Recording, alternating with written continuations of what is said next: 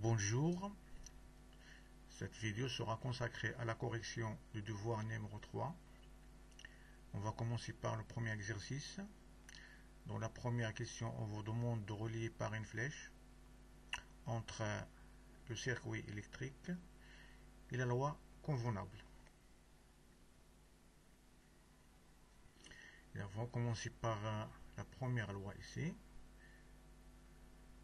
Il dit que la tension est la même entre les bornes des dipôles, ou bien tous les bornes des dipôles. Si on parle d'un circuit en dérivation, ou bien le circuit où il y a des dipôles qui sont en parallèle. Et dans un circuit où il y a des dipôles qui sont en parallèle, il y a la même tension entre les bornes de tous les dipôles. La deuxième loi, l'intensité est la même en tout point du circuit. L'intensité reste la même en tout point du circuit. Ça, c'est dans un circuit qui est en série. Le courant électrique principal est égal à la somme des courants dérivés. Ici, on parle de la loi de l'intensité du courant électrique dans un circuit en dérivation ou bien en parallèle. Dans un circuit en parallèle, le courant principal est égal à la somme des courants dérivés. Et enfin, la dernière loi, la tension entre les bornes des dipôles est la somme des tensions entre les bornes de chaque dipôle. Ça, c'est la loi de la tension dans un circuit en série, où il y a des dipôles qui sont montés en série. Maintenant, on va passer à la deuxième question. Et bien, ici, on considère le montage ci-dessous.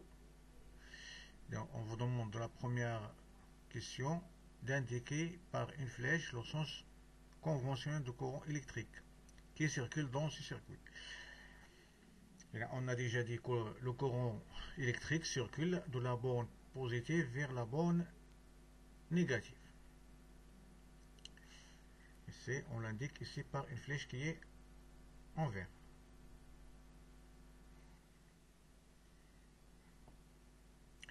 Dans la deuxième question, on vous demande quelle sera l'indication de l'ampèremètre dans la position 2, ici au milieu. Ça veut dire le deuxième ampèremètre, et dans quelle intensité indiquera.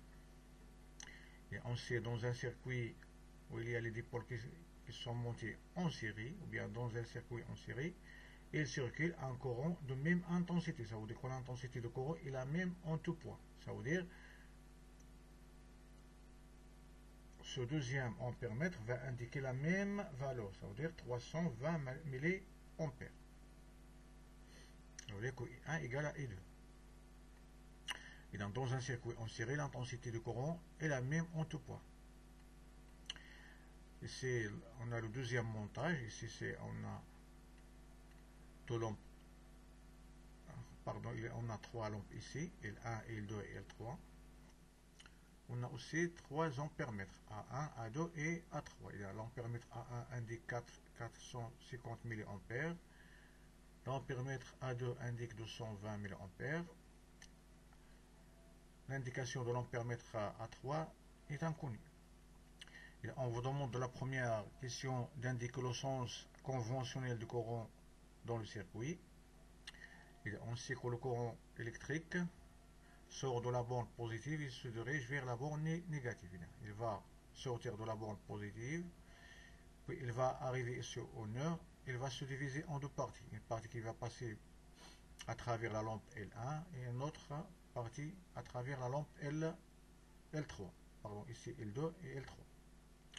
Puis ils se rencontrent pour former un courant qui va se diriger vers la borne négative.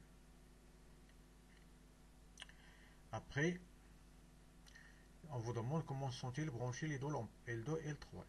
D'après le schéma, ils sont branchés en parallèle ou bien en dérivation. La question c'est comment est-elle branchée la lampe L1 avec les deux lampes L2 et L3.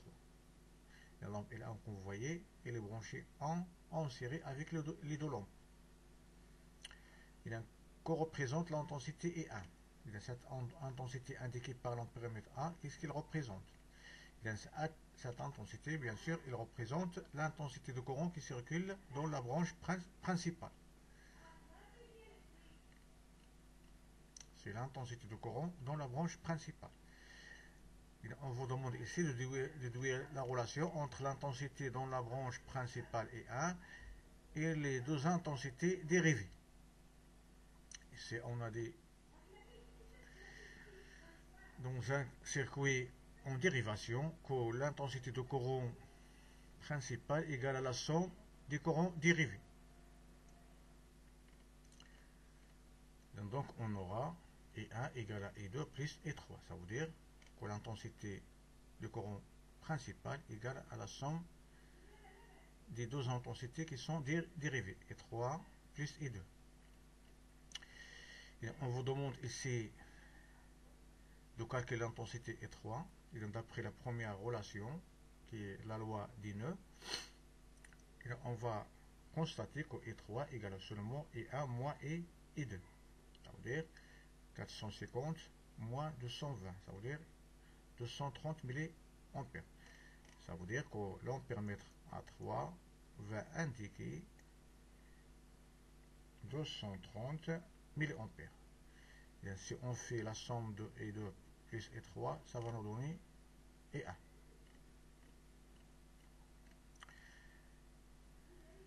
Et seulement ici, on a appliqué la loi d'Ineux. Maintenant, on va passer au deuxième exercice dans le montage ci-dessous. Toujours un montage en série.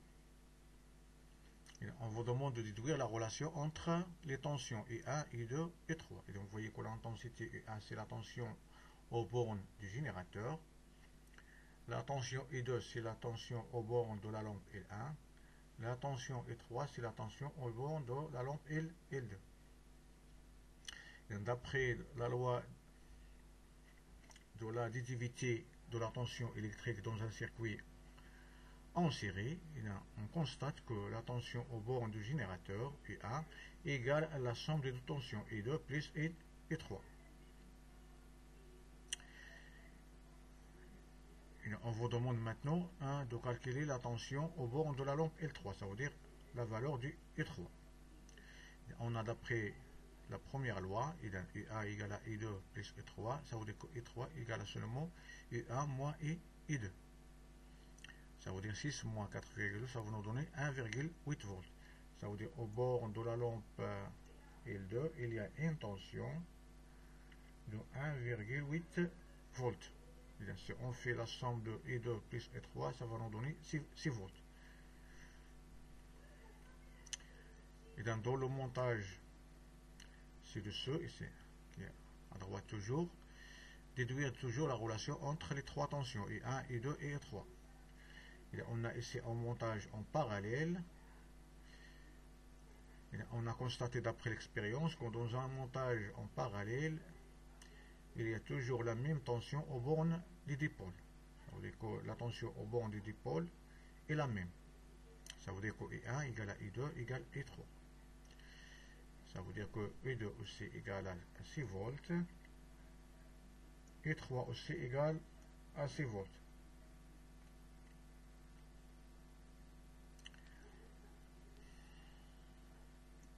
Maintenant, on va passer au troisième exercice. Dans le circuit ci-dessous, c'est toujours à droite. Et on vous demande de déduire la relation entre les intensités E1, E2, E3 et E4. Et vous remarquez ici qu'on a un circuit où il y a des lampes qui sont montées en parallèle ou bien en dérivation. Ça veut dire qu'on va appliquer ici la loi des nœuds. Ça veut dire que la somme des courants qui sortent des nœuds égale à la somme des courants qui entrent dans le nœud. Ou bien le courant principal égale à la somme des courants dérivés. Ça veut dire que I1, c'est le courant principal égal à I2 plus I3 plus I4. I2, I3, I3 sont les courants qui sont dérivés. Le premier courant. Ça veut dire que le courant principal est égal à la somme des courants dérivés. Et en sachant que I1, l'intensité principale égale à 1,2 ampères, E2, c'est le courant qui passe dans la lampe L1. L1 égale à 200 mA. Et E4, c'est l'intensité de courant qui passe à travers la lampe L3, égale à 450 mA. Et on vous demande ici de calculer la valeur de E3. Ça veut dire qu'on va appliquer la loi des nœuds, E1 égale à E2 plus E3 plus E4. Ici, on n'a pas la même unité, ça veut dire, premièrement, on va unifier l'unité. Ça veut dire on va convertir l'ampère en milliampères par exemple, ou bien l'inverse. On a 1,2 ampères égale à 1200 milliampères. Puis on va appliquer la règle et à 1200 milliampères égale à 200 milliampères, c'est l'intensité E2, plus 450 milliampères, c'est l'intensité E4, plus E3. Et là, on va faire la somme des deux ici, E2 plus E4, ça va nous donner 650.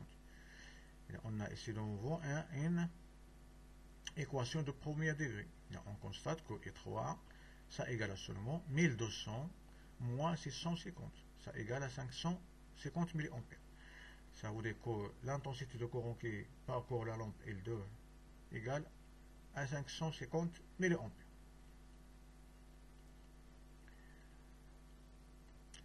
Pour l'exercice numéro 4, on vous demande dans la première question de compléter les phrases par le mot qui convient. Dans la première phrase, on note la résistance électrique par la lettre R. Son unité internationale est l'ohm. L'ohm, on le représente par le symbole oméga. On mesure la résistance d'un résistor par un appareil qu'on appelle un ohmmètre. Et on peut la déduire aussi à partir du code international de couleur. Et on a ici deux méthodes, soit par la mesure en utilisant un appareil de mesure, ou bien un code. Et lorsque la résistance du circuit augmente, l'intensité de courant diminue. Et puisque la résistance augmente dans le circuit, plus que l'intensité de courant diminue. Ça veut dire que la résistance, qu'est-ce qu'il fait? Il fait diminuer seulement le courant électrique dans le circuit. Dans la deuxième question, on vous demande de calculer la résistance des résistors ci-dessous. Ça veut dire qu'on va appliquer le code international de couleur. Dans la première ici, on va l'appeler R1. Pour déterminer la valeur de la résistance,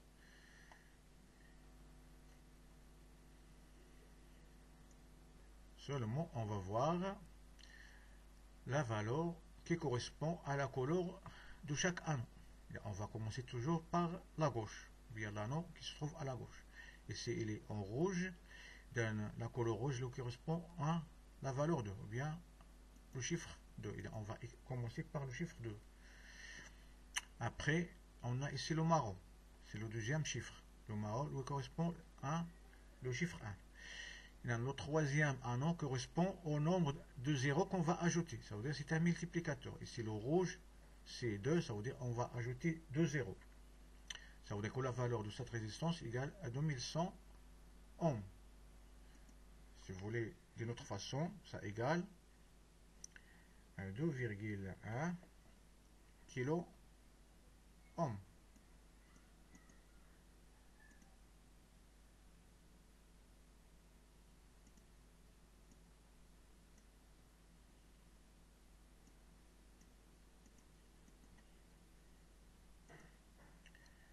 Et cette valeur égale à 2100 ohms ou bien 2,1 kilo ohm. Si on veut la traduire en kilo ohm, mais ce n'est pas nécessaire. La deuxième, la même façon, et on va commencer toujours par le premier anneau qui est ici en bleu. Et la valeur correspond en bleu, c'est 6.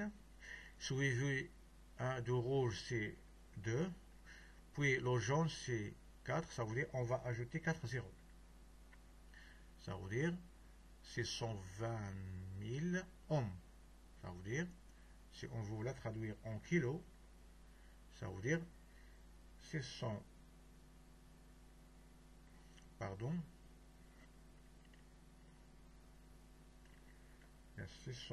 kilos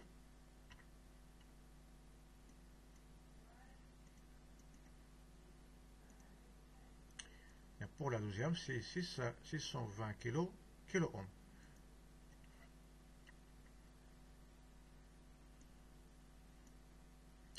Bien, pour la troisième, c'est la même chose. Et on va commencer par le premier annoncé ici en marron. Et dans le marron, lui correspond la valeur 1. Le deuxième, c'est en noir, c'est 0. Le troisième, c'est le rouge, on va ajouter 2 zéros. Ça veut dire 1000 ohms. Ça veut dire, ça égale à combien? 1 kilo ohm. Bien, pour la quatrième, la même chose. Dans le vert, lui correspond la valeur 5. Suivi, le marron, c'est 1. Le rouge, combien de zéros? On va ajouter aucun zéro. Ça veut dire 0. Le multiplicateur ici, c'est 0. Ça veut dire que la valeur ici égale 51 ohms. Dans le deuxième, par exemple, dans la deuxième question, on vous demande qu'on a inséré les résistors précédents, R1, R2, R3, R4, dans un circuit et on mesure l'intensité de courant électrique dans chaque cas. On a inséré les 4 résistors ici, dans un circuit électrique. Puis on a mesuré l'intensité du courant électrique. On a trouvé 6 valeurs. 235 mA, 12 mA, 0,019 mA, 5,7 mA. Et on vous demande de choisir la valeur convenable à chaque cas. Ça veut dire à la première résistance, à la deuxième, à la troisième, puis à la quatrième. En justifiant votre réponse. Et on va commencer par la justification. Qu'est-ce qu'on a ainsi d'après le cours que plus que la résistance augmente, plus que l'intensité diminue. Ça veut dire que la plus grande résistance lui correspond à la plus petite valeur de l'intensité de courant. Ça veut dire pour la plus grande ici, c'est là, 620 000 ohms, lui correspond à 0,019 mA. Ici, c'est 0,019 mA. La deuxième qui suit R2, c'est R1, c'est 2100 ohms. Lui correspondra la deuxième valeur, après la première, c'est la plus petite, c'est 5,7 mA.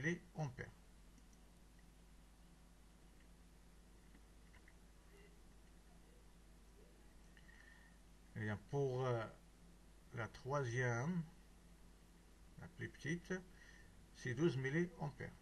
Ça veut dire que E3 pour 1000 ampères, ça lui correspond 12 mA. Pour la dernière, 50 ohms, lui correspondra 235 mA. Donc vous voyez, plus que la résistance diminue, plus que l'intensité de courant augmente.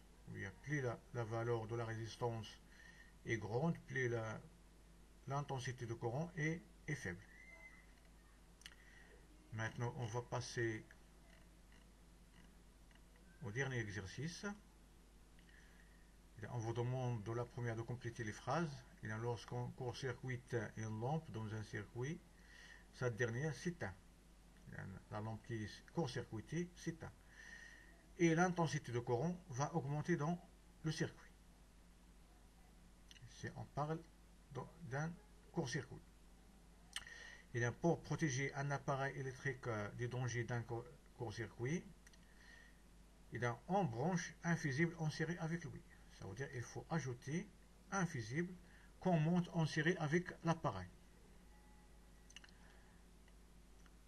Dans la deuxième question, toujours dans le circuit ci-dessous, on vous demande de mettre une croix sur la bonne réponse. Dans ce circuit, vous voyez qu'il y a un court-circuit ici entre les bords de la lampe L2. Ça veut dire que la lampe L2 est court-circuitée par un fil électrique.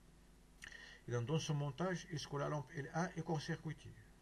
D'après le montage, la lampe L1 n'est pas court-circuitée. La lampe L2 est court-circuitée. Vous voyez que la lampe L2 est court-circuité dans le montage par le fil électrique. Ça veut dire que le courant électrique va passer à travers le fil, puis vers la lampe L1. Ça veut dire qu'elle ne traversera pas la lampe L2. Et la lampe L1 va briller. Puisque la lampe L1 n'est pas court-circuitée, elle sera traversée par un courant. La lampe L2 sera allumée. Lorsque une lampe est court-circuitée, ça veut dire que cette lampe va s'éteindre. Ça veut dire qu'elle n'est pas allumée. La pile est court-circuitée. Dans son montage, la pile n'est pas court-circuitée. La lampe L2 sera éteinte. Bien sûr, et lorsque la lampe est court-circuitée, elle sera éteinte. Dans la troisième question ici, qu'est-ce que se passe si on court-circuite les deux lampes? Maintenant, si on court-circuite les deux lampes, la lampe L1 plus L2. Ça veut dire quoi? On va prendre ce fil qui est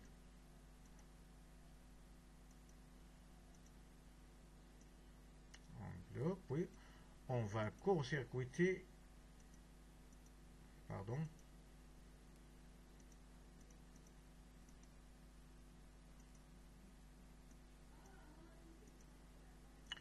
on va court-circuiter les deux lampes, L1 et L2. Et bien sûr, dans ce cas, le courant va passer à travers le fil et ne traverse pas les deux lampes. Seule la lampe L1 brille. C'est faux, ça veut dire que la lampe L1 ne brille pas dans ce cas. Les deux lampes brillent. C'est faux, puisqu'elles sont les deux court-circuitées, ça veut dire aucune des lampes ne sera pas brillée. Les deux lampes s'arrêtent de briller. C'est la bonne réponse. La pile s'échauffe. Dans ce cas, et l'intensité va augmenter. Et dans ce cas, la pile s'échauffe. Ou bien sa température augmente. Ça veut dire dans ce cas aussi, la pile est court-circuitée. On vous demande ici de reproduire le même schéma, le circuit précédent, en insérant un dispositif pour protéger les deux lampes. Et pour protéger les deux lampes du danger d'un court-circuit, il faut ajouter un fusible. Et le fusible se branche en série avec les appareils. Donc, seulement, on va ajouter ici un fusible. Ça, c'est le symbole normalisé d'un fusible. J'espère que vous avez bien compris cette correction. Je vous dis au revoir à la prochaine vidéo.